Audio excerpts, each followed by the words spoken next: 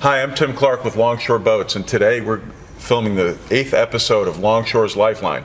This is my friend Gian, and we're going to talk about how to clean a boat. Frequently, customers ask what's the best way to wash your boat down after a day out on the water, and so we're going to kind of run through that with you. So, Gian, the first thing is, how do we wash the exterior of the boat or the hull sides? Well, after a long day out in the water, your boat more than likely will start to look a little bit salty, and however, if that happens, you just want to follow 3 simple steps. The first one is spray it out. You want to rinse out your boat. It's gonna be loaded with salt. Just want to rinse throughout the boat, around the boat, real good. Second step will be soap it up. You want to use a boat specialized soap like we have here. This is Orpine. I think it's the best option to use out there as a wash and wax. Just soap it up. You want to use a microfiber towel with it or a soft bristle brush like we have right here. Just work the area from top to bottom. It'll do the job. The third and last step will be rinse off the soap. You don't want to leave the soap to dry out in the sun. Just rinse it off. And the last thing you'll have to do is we recommend to use this handheld chamois, or right here you have a chamois mop. Dry it out, and your boat will look shiny and ready to go.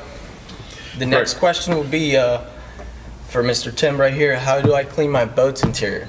So, depending on the kind of boat you have and how many cushions, it could vary. But generally, just like Gian just went through, we want to wash the boat or rinse the boat thoroughly with fresh water. That's really an important step. You want to try to get from all different angles to rinse it out thoroughly. And then, depending on how much dirt is on the boat, you want to use, again, we want to go to the Orpine boat soap for the interior. And then if your deck has dirt on it, we like to use the Z cleaner. If you wear shoes on the boat and you're trekking across the parking lot, you're going to get dirt in the boat. So we recommend having a pair of boat shoes or even go barefoot depending on the time of year. After you soap the boat up, you definitely want to rinse all the soap off, and we absolutely recommend using chamois because then the pollen and the dirt won't stick to it, and if you put the covers on, you're putting the boat away dry. So that's an important step that people don't think about. The last benefit of that is any salt that you may have mixed with the hose or the washing down, what'll happen is you'll actually wipe it off. So that's a good step to do. Gian, a lot of fishermen, we get this question a lot, is how often should I clean my live well and my storage compartment? So why don't you take that one? Yeah, that's a really, really good question. I mean, I think everyone's different. If you went out on the water, many people use their live wells as coolers because they're insulated.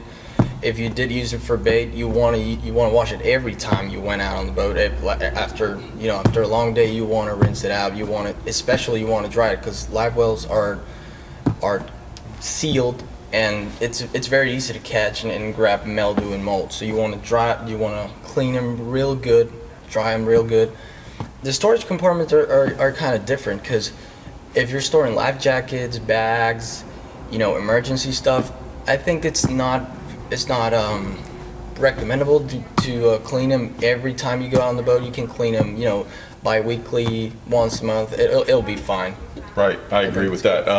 The thing on live wells, any compartments that may have water in them, at the end of the day, if you don't have time to dry them out with a chamois, we recommend just leaving them open and letting them air out, because otherwise you're going to have a mess with mildew. Now the next question for Mr. Tim here is, how do I clean my upholstery on the boat? Okay, so upholstery has to be cleaned on a boat, and the easiest way to do it is to use this product, which we really like. It's called Z Cleaner. You want to hose the upholstery down first, and then you want to scrub it with this scrub pad. We also use a product called a 3M protectorant, and that's really good stuff.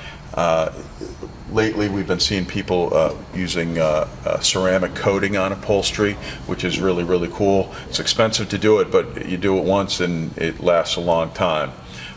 So that's another way to do it. But the big thing with upholstery is it's got to be cleaned and dried. Otherwise, you will attract moisture, which will attract mildew and bacteria. So we definitely want to keep them clean. Again, you want to try to air that out before you stick any kind of cover on the boat. Absolutely, yeah. So the next one we get is, and this is an important one, Gian, is how often should I wax the boat? Well, like I said with the live well, that's everybody's different. It depends on your location and usage.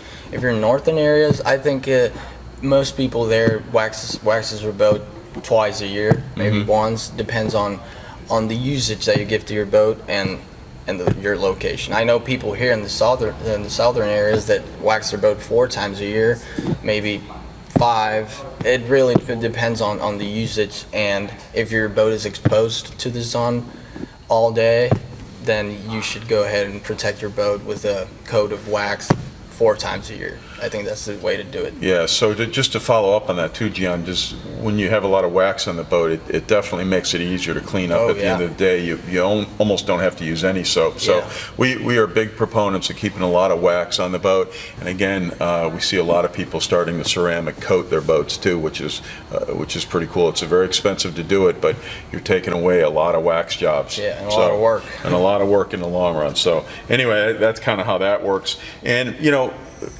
waxing and detailing a boat is a lot of work. So we often get questioned about, should we hire somebody to wax the boat?